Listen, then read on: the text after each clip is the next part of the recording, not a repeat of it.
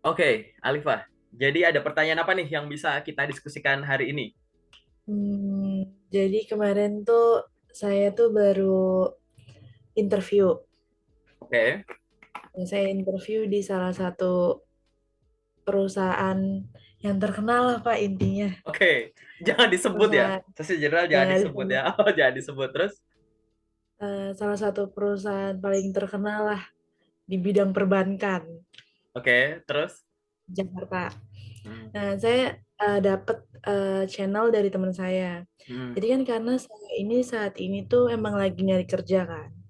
Nah, hmm. di tahun 2021 terakhir itu saya lulus Oke, Desember. oke, Nah, sampai saat itu saya kerja terus-terusan.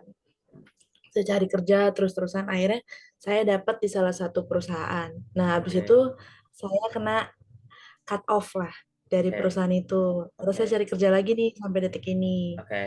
Nah, kerja saya interview. Yang menurut saya paling gagal itu saat interview kemarin, Hmm, yaitu kalau misalkan saya dikasih salah satu pertanyaan. hmm, Di bagian Microsoft Office, kamu bisa menonjolkan apa, kata dia gitu. Di bagian Office itu kamu menonjolkan apa nih, Word, Excel, atau PowerPoint. Dia hmm, bilang seperti itu kan. hmm. Nah, saya bilang saya paling menonjol itu di bagian PowerPoint. Oke. Nah, tetapi setelah itu dia akhirnya nanya ke saya. HRD ini nanya ke saya, Hmm, ya udah kalau misalkan kamu menonjolnya di PowerPoint, apa bisa kasih portofolio kamu di bagian PowerPoint? hmm. Sedangkan itu di luar ekspektasi saya. Saya nggak mikir, loh kok bisa pertanyaan itu yang muncul ke saya. Sedangkan saya nggak mempersiapkan hal itu. Nah, karena waktu dulu magang di salah satu kampus, itu saya emang terjunnya di bagian marketing. Oke, Walaupun jurusan saya bukan marketing. oke. Setelah itu saya cari-cari tetap nggak ketemu. Akhirnya itu yang menurut saya gagal karena saya tidak bisa memberikan file data saya pas saat interview terhadap HR. Itu Saya interview harusnya, HR ya? jadi teman saya ini magang salah satu di perusahaan perbankan ini. Nah, dia ini posisinya jadi hiring. Nah, Hmm, dia ini ngebantu saya buat bilang kayak gini, "Va, ini ada rekrutmen nih di hmm, perusahaan gue, lo mau ikut gak?" Kata hmm, gitu. hmm, Lagi butuh banget anak manajemen, kata hmm. gitu. Akhirnya saya belajar tuh mengenai manajemen segala macam. Tapi pas saat di posisi itu, dia nanya, HR itu nanya ke saya nggak bisa jawab apa-apa. Hmm. Itu yang kayak saya ngerasa saya gagal gitu loh dalam proses interview dan saya langsung ya Fah, lo gagal proses interview saat ini kata dia gitu. Jadi saya nggak Oke. bisa ngasih portfolio saya kayak Jadi, beberapa pertanyaan. hmm. Terus? Terus yang kedua, mungkin emang dari sayanya nggak prepare waktu dia nanya kalau bagian Excel bagaimana, dia bilang gitu. Belajar pivot, VLOOKUP sama VLOOKUP, kata dia gitu. Namun ternyata laptop saya tidak mengkondisikan Excel itu, jadi masih mengupgrade. Jadi dua poin itu yang bikin gagal saya saat interview. Oke. Apa lagi yang kamu pengen share lagi? Apalagi ya, sebenarnya sih saya nggak ngerti ya kalau misalkan kenapa saat saya ngelamar kerja itu tuh ketika saya interview, setelah interview itu malah nggak ada pemberitahuan lain setelah itu, kayak nggak ada announce apa lagi lewat email, nggak ada. Interview Itu HR atau user paling sering? paling sering sih interview HR. Oke. Udah pernah mau naik ke tahap user, cuma nggak ada info apa-apa lagi setelah itu. Hmm. Jadi kamu kamu kalau yang nggak ada info udah kamu coba follow up belum? Enggak saya follow up. Oke. Itu sih, Pak. Cukup itu dulu ya. Itu udah banyak Ya. sekali itu. aku jelasin satu-satu ya, secara general dulu sampai ke spesifik biar nanti cara mikirnya lebih enak gitu. Interview HR dan user adalah dua hal yang berbeda. Oke, walaupun terkadang ada irisan. Maksudnya irisan tuh di HR udah ditanya, di user ditanya lagi. Aku bukan HR, aku user. Tapi aku akan menjelaskan tahap HR berdasarkan pengalaman dari teman-teman dan buku-buku yang aku baca gitu ya. Jadi interview HR itu memang ya, dia akan benar-benar menggali informasi terkait kamu. Jadi potensi-potensi diri berdasarkan pengalaman dan pengetahuan kamu akan dimunculkan ke permukaan, baik itu yang sifatnya prestasi atau potensi. Dengan sedemikian metode-metode ya, yang disisipkan di balik-balik pertanyaan yang terencana itu dari awal sampai akhir, kayak gitu. Nah, interview HR itu ya, dia itu bukan hal yang sifatnya itu kayak kamu gagal gara-gara interview HR ini, enggak, tetap suatu tahap itu akan menghasilkan kesimpulan orang akan lanjut ke tahap selanjutnya atau enggak, tidak hanya serta merta hanya karena tahap itu aja dicocokin. Misal kamu gagal di interview HR, itu bukan karena pertimbangan hasilmu proses HR aja, tapi kecocokan antara CV-mu, hasil psikotes, ya, dan interview ini gitu. Nanti kamu di interview user misalkan, terus kamu di situ nggak ada kabar, gagal gitu. Itu bukan karena interview usernya itu sebagai satu-satunya alasan, enggak. Jadi dari awal sampai akhir inilah yang nanti akhirnya menimbulkan suatu kesimpulan. Karena sebenarnya tahapan-tahapan lolos ini itu adalah kesimpulan-kesimpulan awal kita bahwa kamu cocok untuk di posisi ini. Contoh, kamu lamar kerja, screening CV. Kalau pertimbangannya hanya dari CV doang, menurutku kamu cocok untuk posisi ini. Oke, kamu lanjut ke tahap selanjutnya, psikotes, ya kan? Dari hasil psikotes dibandingin sama CV, ini kamu kayaknya layak deh untuk posisi ini, maju ke HR, gitu. Dari hasil interview HR dibandingin sama hasil psikotes sama CV, aku pede deh ngajuin kamu ke user, kamu cocok untuk posisi ini, maju ke user gitu. Kesimpulan-kesimpulan kecil ini yang nanti harapannya sampai ujung, sampai bilang bahwa kamu adalah yang terbaik di antara semua kandidat yang melamar di sini, kayak gitu.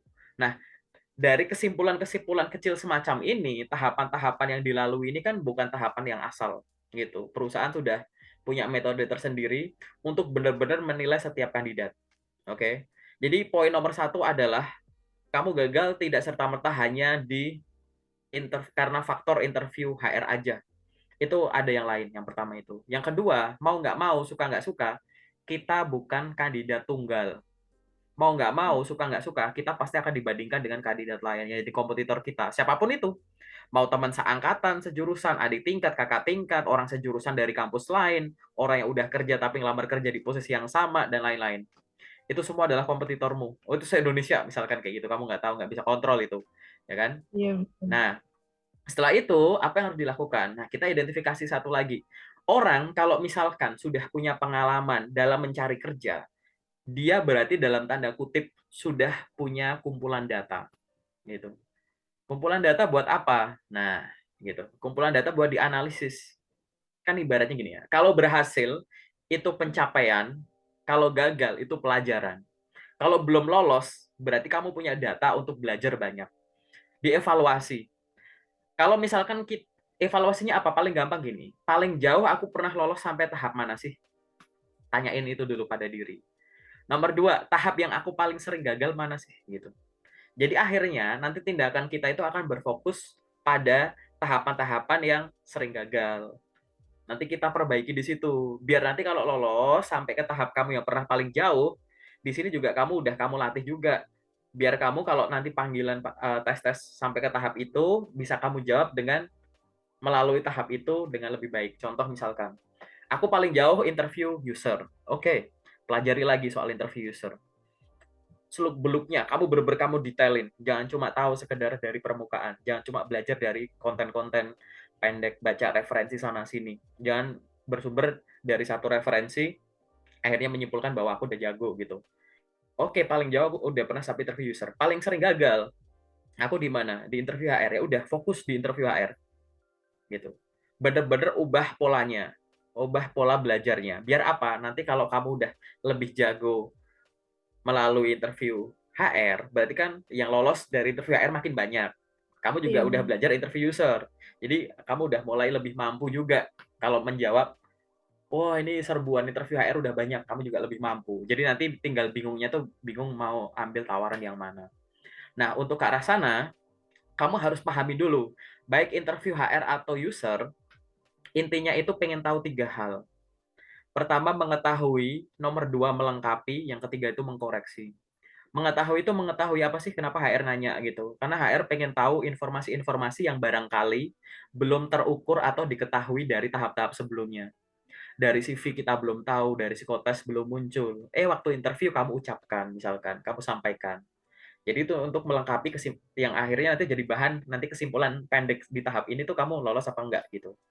Jadi mengetahui hal yang baru yang dari tahap sebelumnya itu kita belum tahu. Yang nomor 2 itu adalah melengkapi, yaitu melengkapi informasi yang mungkin kita udah punya, tapi kita taunya cuma permukaannya aja. Oh, ternyata kamu bisa lebih luas. Oh, ternyata kamu bisa lebih jauh. Ternyata kamu lebih dalam. Ternyata kamu lebih banyak dan lain-lain. Gitu. Oke. Jadi nomor 2 adalah melengkapi informasi yang kita udah punya. Atau nomor 3, mengkoreksi. Mengkoreksi itu apa? Mengkoreksi kesimpulan sementara kita yang barangkali salah. Awalnya kita nilai kamu tuh orangnya bisa gini, ternyata gini. Ternyata mhm, kamu cuma gini, padahal gini, dan lain-lain.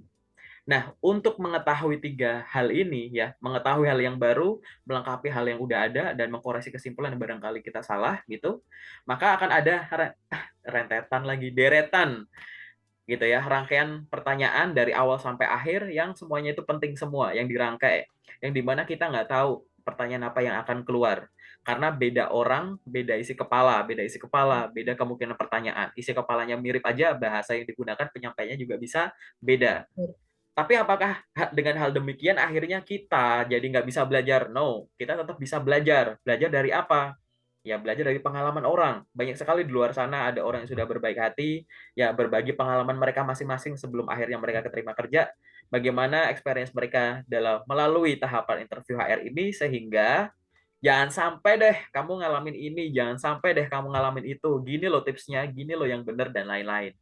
Nah, kamu bisa pelajari dulu tuh. Ya, kamu harus familiar dulu dengan pertanyaan-pertanyaan yang sering kali muncul. Itu dulu yang kamu jaga. Karena pertanyaan yang sering kali muncul ini, ya itu bisa kamu pelajari bahkan kamu belum ada panggilan. Misalkan hari ini kayak gini nih, kamu nggak ada panggilan. Ini kamu bisa pelajari nih pertanyaan yang biasa muncul. Nah, aku pengen koreksi kamu sedikit atau kasih kamu gambaran sedikit ya terkait dengan pertanyaan yang biasa muncul. Mungkin ada perbedaan sistem belajar. Nanti sesi detail aku jelasin. Intinya adalah yang tadinya kamu lebih ke banyak memahami dalam arti baca referensinya, di sini kamu lebih banyak untuk mempraktekkan gitu. Misalkan pertanyaan yang sering kali muncul, biasanya kamu belajar, oh kalau ditanya gini, ini loh jawabannya gitu. Kamu akan banyak tuh menemukan tempat belajar yang kayak gitu ya. Mhm. Pertanyaan ini jawabannya ini, pertanyaan ini jawabannya ini. Padahal inti dari interview itu apa sih? Menyampaikan informasi secara lisan. Nggak ada namanya interview kamu pakai kebatinan gitu. Kita tatap-tatapan, senyum-senyuman, kamu paham maksudku apa gitu. Nggak kayak gitu. Mau nanti medianya lewat telepon, mau video call, mau walk-in ketemu langsung, semuanya harus disampaikan secara lisan. Berarti artinya adalah proses transfer informasi penting melalui lisan, secara verbal gitu ya. Paling gampang gitu, ada komunikasi di dalamnya. Ya, walaupun ada unsur non-verbalnya. Jadi kamu harus pelajari dulu 2 hal nih. 2 hal basic yang ibaratnya tuh kalau kamu 2 ini udah menguasai, untuk pertanyaan kayak gimana pun itu nggak masalah. Belajar soal materinya, info yang ingin kamu sampaikan, dan belajar terkait dengan teknik komunikasinya. Oke? Soal materinya ini, dia itu isinya apa aja, misalkan baca ulang CV, pelajari soal posisi yang sedang dibuka yang kamu lamar, riset soal perusahaan, website sama sosial medianya, belajar teori-teori soal pertanyaan yang sering kali muncul. Termasuk di dalamnya adalah familiar dengan tugas dan tanggung jawab, termasuk software-software yang digunakan. Ngapain pakai itu, mau ngapain pakai ini itu gitu. Itu adalah menguasai materinya ini. Oke. Di luar menguasai materi, jadi kamu banyak referensi, baca buku, baca artikel, nonton konten di sana sini, itu nggak cukup. Karena itu hanya memperkaya ini aja. Balik lagi, interview itu terucap gitu ya. Kamu juga harus praktek, biar kamu terbiasa. Biar mulut kamu bisa mengikuti kecepatan otak kamu. Jangan sampai kamu tahu mau ngomong apa, tapi mulutnya belibet. Aduh, aku ngomong yang mana dulu ya? Nyusunnya gimana ya gitu. Jadi 2 hal ini harus kamu pelajari. Ya baca juga iya, belajar komunikasinya iya. Banyak orang yang lebih banyak belajar cari referensinya tapi nggak dipraktekkan sehingga bingung kalau ditanya ini nyampeinnya gimana padahal dia tahu harus menyampaikan apa. Atau sebaliknya, banyak belajar ngobrolnya tapi dia kurang dalam tuh ya, mempelajari terserah soal perusahaannya, pertanyaan yang biasa muncul atau posisi yang dia lamar gitu, sehingga akan terasa bahwa jawaban dia tuh kayak baik-baik aja. Kayaknya aku bisa deh Kak jawab pertanyaan. Kayaknya lancar-lancar aja, tapi kok aku gagal terus ya gitu. Karena mungkin secara nggak sadar, karena kamu saking menikmati kemampuan komunikasi kamu dan memang kamu jago di sana, akhirnya yang ditanya apa, dijawabnya apa, tapi tanpa kamu sadari, kayak gitu. Ya kan? Jadi dua ini harus balance. Nah, di dalamnya balik lagi, kamu menyiapkan ya informasi dan media penyampaian yang lebih bagus. Rekruter juga akan berusaha untuk menangkap ya. HR itu dia butuh suatu informasi biar dia tuh pede nyodorin kamu ke user ibaratnya. Hmm. CV-nya gini, hasil psikotesnya gini, ya kan? Nah, ini hasil interviewnya gini, pede nggak nih aku nyodorin kamu ke user gitu. Tidak jarang ya HR dikomplain sama user kok kayak gini lolos sih kok kayak gini kan gitu. Karena aku pernah melakukan itu sebagai user gitu. Ya gitu. Oh ini dia gini sih, ini kok gini sih, ini gini gini gini ya gitu-gitu. Nah, di sini ya salah satu cara tadi adalah untuk meyakinkan ya apa? Nah, CV itu dia tidak berdiri sendiri. Di belakangnya ada dokumen-dokumen lain. Ya, dokumen ini untuk mendukung. Tidak jarang suatu proses meyakinkan diri bahwa kamu adalah yang layak itu butuh demonstrasi atau dokumen tambahan juga gitu. Bisa dokumen tambahan, bisa demonstrasi dipraktekkan gitu. Kalau misalkan ambil contoh tadi kamu gitu ya. Dari Microsoft Office mana yang kamu paling menguasai? Kamu boleh sampaikan. Saya familiar dengan Word, Excel dan PowerPoint, tapi menurut saya yang paling menguasai adalah PowerPoint. Kayak gitu. Terus disampaikan ada nggak portofolionya? Nah, sekarang gini, ya, portofolio PowerPoint itu, ini sih aku masih rancu ya. Maksudnya gini, aku masih mikir dulu. Sebenarnya tuh udah diminta belum disuruh bawa portofolio PowerPoint gitu. Karena Hmm. kita nggak bisa, sorry nih ya, ini versiku mungkin salah kepada Ibu HR-nya yang barangkali aku mungkin salah tangkap bahwa kita nggak bisa tiba-tiba langsung nampilin PowerPoint gitu. Nggak bisa tiba-tiba nampilin PowerPoint kalau itu misalkan sifatnya privacy. Nomor satu itu. Itu lewat sudut pandangnya HR ini gini ya, aku pakai sudut pandang kayak gimana kita bisa nyodorin tiba-tiba portofolio udah jadi gitu. Gitu kan. Kita nggak bisa, nomor satu itu. Yang nomor dua, kamu harus punya ide. Kalau ada dadakan, buka PowerPoint apa? Kayak gitu. Kamu harus punya ide. Ini terlepas dari ada error apa ya. Aku kalau jadi kamu, kan aku datang nih. Taunya kan Hmm. interview untuk posisi ini. Tadi yang kamu bilang, kalau aku nggak salah dengar ya, gitu. Aku belajar soal manajemen ini. Tapi kok malah ditanya ini dan akhirnya disuruh menunjukkan PowerPoint. Kalau aku jadi kamu, mungkin ya aku nggak tahu bakal survive nggak ya untuk pertanyaan ini. Tapi aku sampaikan, baik Bu, untuk interview kali ini, ya saya tidak tahu kalau harus menyiapkan PowerPoint atau file tertentu sebagai portofolio saya. Namun salah satu portofolio yang dapat saya tunjukkan adalah presentasi skripsi saya. Misal kamu bilang gitu. Presentasi akhir saya akan bukakan. Ini adalah slide saya yang dinilai di depan 3 orang penguji. Beliau bertiga adalah doktor dan saya sukses mendapatkan nilai terbaik atau nilai A untuk menyelesaikan ini. Gitu. Apakah saya dapat menggunakan portofolio ini? Gitu. Gitu. Nggak apa-apa bilang kayak gitu, karena kan kita nggak ada file khusus yang disuruh bikin. Kecuali teman Iya. kamu yang tadi ngajak kamu bilang, ada nggak file khusus yang disuruh dibikin kayak misalkan, Alifa, tapi bikin ini dulu ya, siapin ini buat jadi portofolio ya gitu. Ya itu dulu, kayak gitu kan. Itu. Karena aku bikinnya gini, mungkin ada orang yang punya portofolio gitu. Jadi sejak awal untuk lamar kerja tuh punya portofolio. Tapi kan banyak orang yang portofolionya aku tadi bayangin. Tapi kan ada orang yang bikin portofolio itu di PDF gitu. Kalau tiba-tiba Iya. kamu buka PDF, terus kayak, loh, tadi bilangnya PowerPoint, tapi kok bukannya PDF? Kayak gitu. Nah, ini untuk antisipasi itu, kamu bisa menyampaikan hal yang tadi. Tadi aku langsung bayangin, waduh, aku kalau digituin aku gimana ya? Maka kemungkinan aku akan menyampaikan hal yang sama. gitu. Baik Ibu, terima kasih dikarenakan untuk proses kali ini saya tidak mengetahui akan adanya portofolio yang diminta untuk disediakan dalam bentuk PowerPoint. Izinkan saya untuk membuka salah satu portofolio terupdate saya, yaitu PowerPoint skripsi saya, di mana saya sukses mendapatkan nilai A dan diuji oleh 3 dosen penguji saya dengan status doktor. Gitu. Sampaikan saja. Buka aja, set, di situ kamu jelaskan. Gitu. Skripsi saya adalah terkait dengan berjudul ini. Saya mengambil konsep ini. Langsung kamu ceritain kayak gitu. Dia nggak paham soal skripsimu, nggak masalah.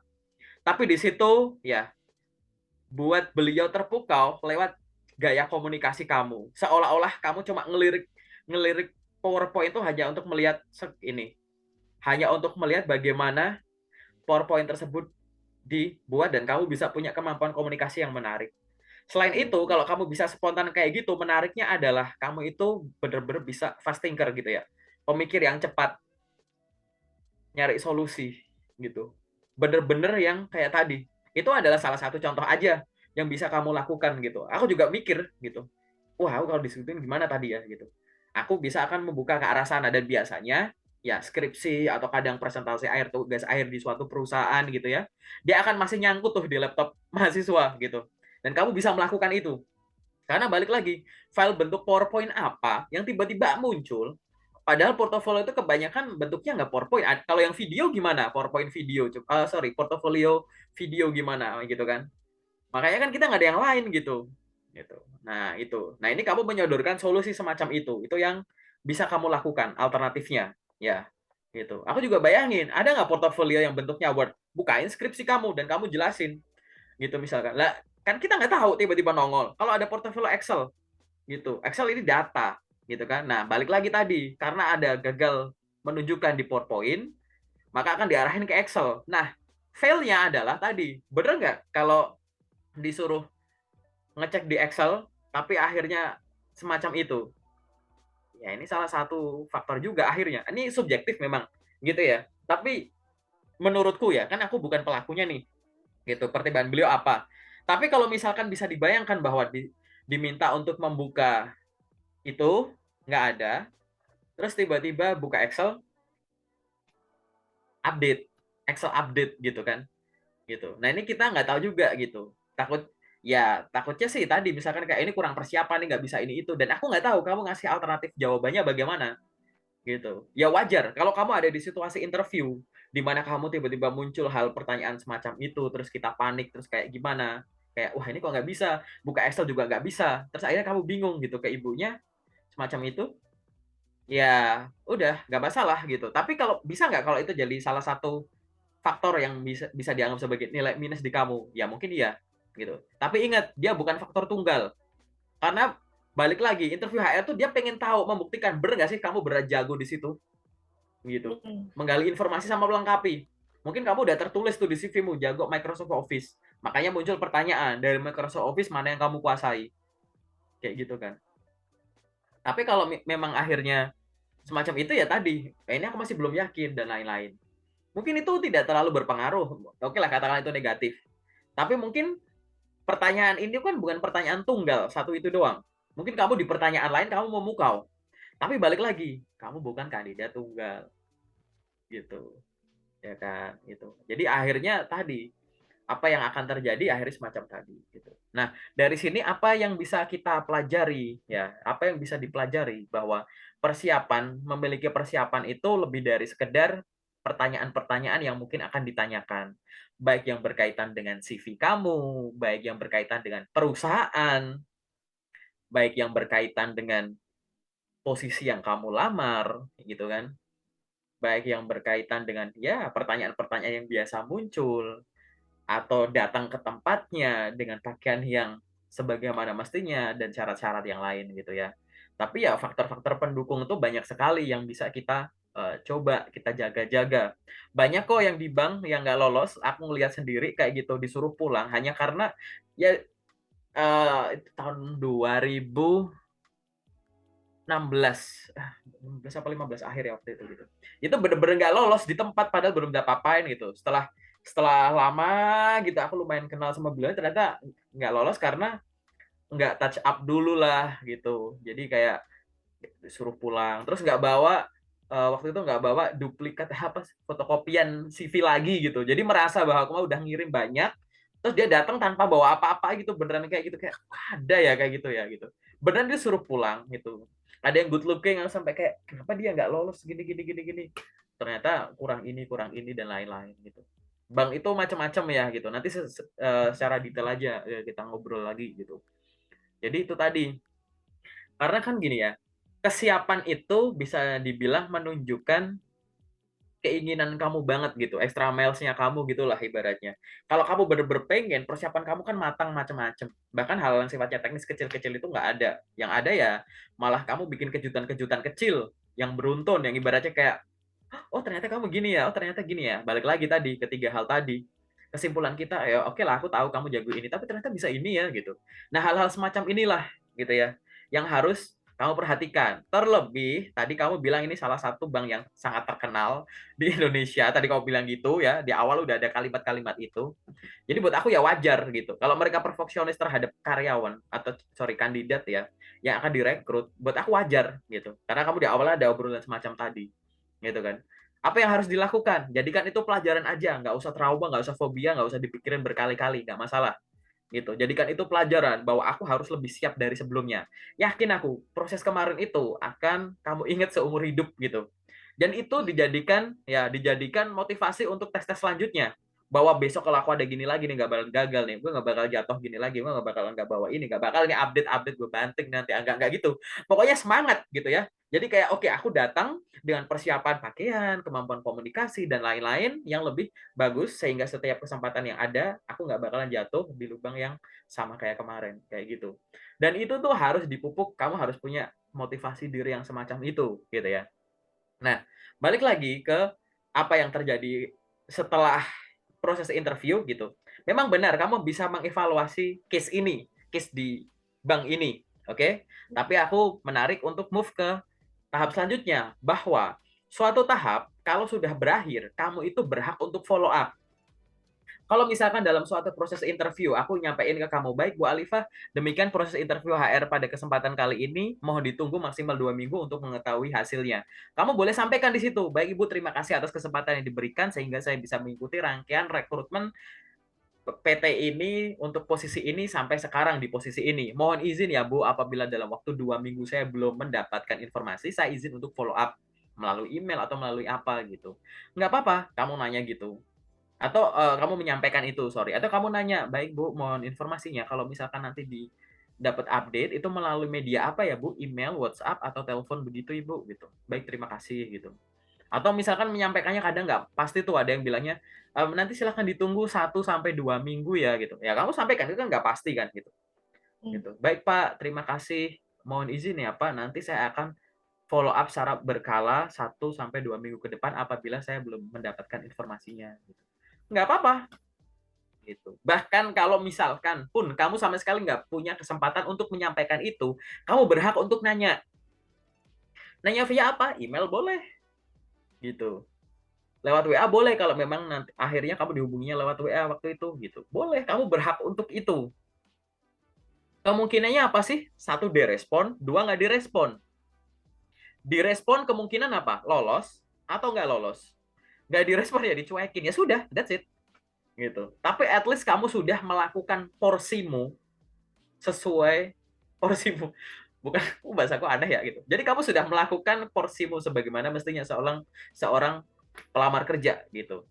Mau urusannya dibales kayak nggak dibales, nggak direspon nggak masalah. Kamu sudah memulai komunikasi dengan cara yang sopan yang baik, yaitu mengirimkan lamaran, bla bla bla gitu ya. Nah, kamu di sini juga berhak untuk mengakhiri obrolan dengan baik juga, menanyakan gitu. Selamat pagi Bapak, perkenalkan nama saya Alifa bla bla bla bla yang pada tanggal sekian mengikuti proses rekrutmen di PT ini sebagai ini. Gitu. Mohon informasinya bagaimana kelanjutan proses rekrutmen tersebut ya Pak, atau bagaimana hasil dari proses ini ya Pak. Atas update yang diberikan saya ucapkan terima kasih, dikirim. Dicuekin, ya udah nggak apa-apa. At least kamu udah ngelakuin porsimu dengan profesional. Kamu tahu berkomunikasi secara profesional itu gimana. Kalau nanti akhirnya kamu diumumkan kamu nggak lolos, ya nggak apa-apa, balas aja. Gitu. Woles aja. Jangan kayak itu adalah loker satu-satunya, loker terakhir di dunia ini gitu ya. Jangan kayak itu kantor satu-satunya di Indonesia gitu. Balas saja secara sopan, dan itu bener-bener kayak kamu yang ikhlas gitu aja. Baik Pak, terima kasih atas update yang diberikan gitu. Semoga saya bisa bergabung atau semoga kita bisa bekerja sama pada kesempatan selanjutnya gitu. Terima kasih. Udah kirim, kirim, kirim. Semoga bank ini menjadi bank yang terdepan di Indonesia gitu. Udah kirim. Nggak masalah. Ya lo, iya lo. Berdoa aja udah kayak gitu. Kirim gitu. Akhirnya apa, tenang. Mau nanti akhirnya lolos ya seneng, nggak lolos ya seneng, terus nggak ada kabar ya seneng. Santai. Karena kalau misalkan nggak kamu follow up, akhirnya kamu menyimpulkan kalau nggak ada kabar, berarti nggak lolos. Gitu. Padahal kan nggak lolosnya tuh faktornya masih terlalu banyak gitu. Emang nggak sesuai, atau masih CV-mu belum kepegang, tapi mereka udah dapet kandidat, gitu. Misalkan mereka butuh 10 orang, pelamarnya 1000. Kamu pelamar nomor urut 600. Mereka baru memproses 300. Dari 300, mereka udah bisa dapat 10 orang yang cocok. Jadi nomor 301 ke atas, termasuk CV-mu belum kepegang. Gitu. Ya bisa juga kayak gitu. Makanya tadi silahkan follow up gitu. Ngobrol aja, nggak apa-apa, diupayakan. Follow up itu nggak bakalan di blacklist, nggak bakalan didenda, nggak bakalan dihukum, nggak bakalan dapat dosa, nggak bakalan dituntut ke pengadilan gitu. Nggak, biasa aja. Tanya, komunikasi, ingat komunikasi aja. Gitu. Sesimpel itu. Gitu kan. Nah, nanti kalau kamu udah ngelakuin itu semua, tinggal tadi, ingat ya, kalau kamu berhasil, gitu ya, kalau kamu berhasil itu akan menjadi suatu pencapaian, kalau kamu gagal jadi pelajaran, ya udah nggak masalah, pelajari dulu.